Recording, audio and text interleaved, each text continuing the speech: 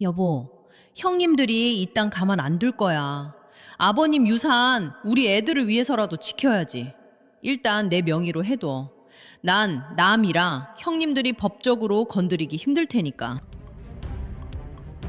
이제 나도 내 인생 찾을래. 졸업이야. 이 집은 내 명의니까 내 거고. 애들도 이미 내 편이야. 당신은 시골 내려가서 연금이나 받으며 살아. 그동안 돈 벌어다 주느라 수고했어. 아내는 몰랐습니다. 평생 숫자를 다뤄온 회계사 남편이 그녀가 흘린 가짜 눈물의 비용을 이미 계산하고 있었다는 사실을 말이죠.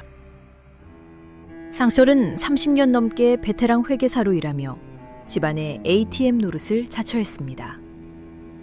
아버지가 물려주신 땅은 신도시 개발로 금싸라기가 되었고 그 돈으로 산 강남 아파트는 수십억이 되었죠. 하지만 상철은 자기 이름으로 된 통장 하나 없었습니다. 거실에서 가계부를 펼쳐든 상철이 미숙에게 조심스럽게 묻습니다. 여보, 우리 저축한 건 좀 얼마나 되나? 미숙이 눈을 부라리며 소리를 지릅니다. 당신이 나 못 믿어서 이래? 내가 그동안 애들 키우고 살림하느라 얼마나 고생했는데. 아버님이 남긴 그 쥐꼬리 많은 땅 좀 올랐다고 유세 떠는 거야? 억울하면 당신이 관리하든가. 상철은 자식들 앞에서 싸우기 싫어 고개를 숙입니다. 그러나 미숙의 배신은 그게 끝이 아니었습니다.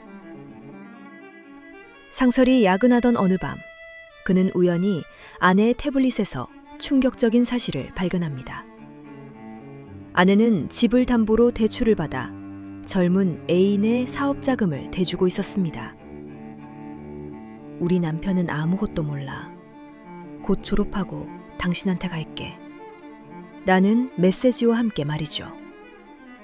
상철은 피가 거꾸로 솟았지만 입술을 깨물며 조용히 컴퓨터를 켰습니다. 어두운 서재, 모니터 불빛만이 상철의 얼굴을 비춥니다. 그는 아버지의 유산장부라는 숨겨진 파일을 엽니다. 30년간의 입출금 내역, 증여세 납부기록, 그리고 아내의 불륜 정황이 담긴 사진들이 일목요연하게 정리되어 있습니다. 미숙은 남편을 그저 숫자나 더할 줄 아는 바보로 생각했습니다. 하지만 회계사의 진짜 능력은 사라진 숫자를 찾아내는 법이죠. 상철은 아내가 땅을 팔아 아파트를 사고 다시 그 아파트를 담보로 돈을 빼돌린 모든 경로를 역추적해 두었습니다. 당신은 이게 자유로 가는 티켓이라고 생각하겠지. 하지만 이건 네가 스스로 판 무덤이야. 회계사의 복수는 감정이 아니라 증거로 하는 법이니까.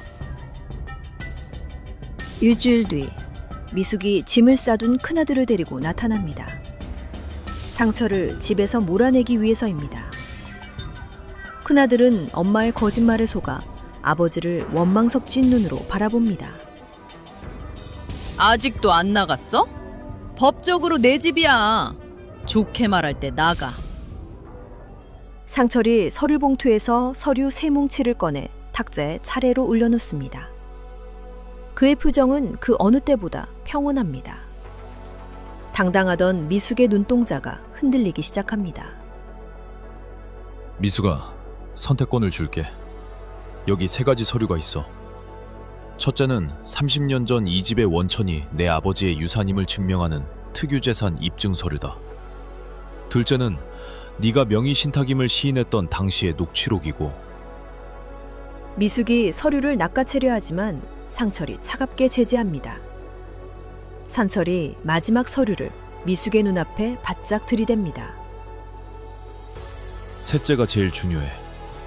만약 네 주장대로 이 집이 내 선물이라면 넌 지금 당장 국세청에 미납 증여세와 가산세 2억 원을 내야 해. 자, 세금 2억 내고 이 집 지킬래? 아니면 이게 내 명의 신탁 재산임을 인정하고 몸만 나갈래? 평생 돈밖에 모르던 미숙은 2억 원의 세금이라는 말에 안색이 하얗게 질려버립니다. 옆에서 기세등등하던 큰아들도 아버지가 내민 철저한 증거들 앞에 할 말을 잃고 고개를 떨굽니다. 엄마가 피해자인 줄로만 알았던 아들은 비로소 아버지가 30년 동안 참아온 침묵의 무게를 깨닫습니다. 법원은 아내가 부부 공동의 자산을 외도 상대에게 유출한 점을 엄중히 물어 재산 분할 기여도를 0에 가깝게 확정했습니다. 미숙은 판결이 끝나자마자 유일한 희망이었던 애인에게 전화를 걸었지만 이미 그는 미숙에게 더 이상 뜯어낼 돈이 없다는 걸 알고 번호까지 바꾼 채 잠적한 뒤였습니다. 그녀는 학교 건물 전체를 들고 졸업하려 했지만 결국 배신의 대가로 입고 있던 옷까지만 챙긴 채 쫓겨났습니다.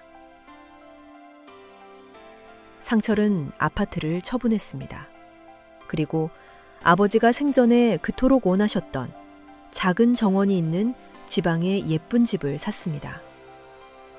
따스한 햇살이 내리쬐는 정원. 상철이 아버지의 금시계를 찬 손으로 나무에 물을 줍니다. 그의 얼굴엔 30년 만에 처음으로 진정한 평화가 깃듭니다. 사랑을 연기하며 타인의 유산을 탐한 자의 말로는 이토록 시리고 허무합니다. 그녀는 학교 건물 전체를 졸업장 대신 챙기려 했지만 결국 차가운 배신만을 품고 쫓겨났습니다.